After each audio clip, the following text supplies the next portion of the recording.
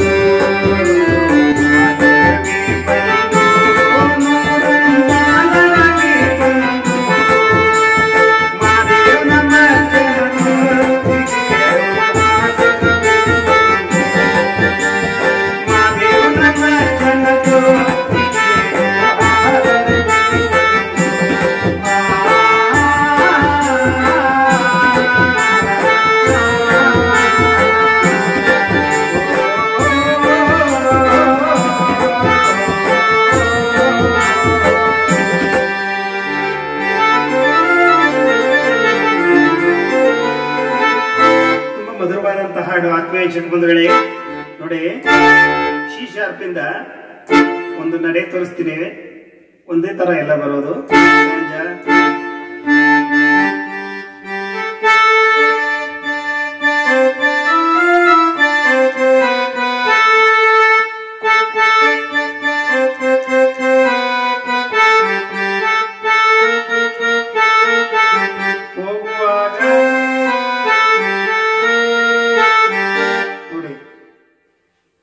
ಚತುರ್ಥ ದೈವತ ಮತ್ತೆ ಶುದ್ಧ ದೈವತ ಎಲ್ಲ ಪ್ರಯೋಗ ಆಗೋದ್ರಿಂದ ನಟ ಭೈರವಿ ರಾಗದ ರಸ ಇದ್ರಿ ಭೈರವಿ ರಾಗ ತುಂಬಾ ಚೆನ್ನಾಗಿದೆ. ಅದೇ ತರ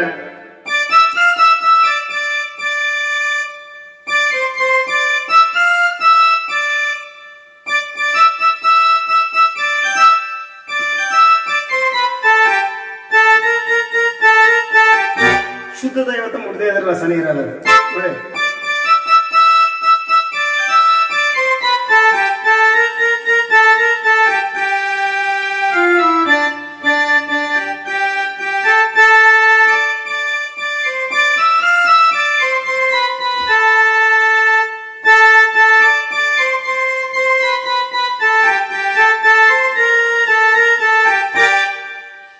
ಕೋರಸ್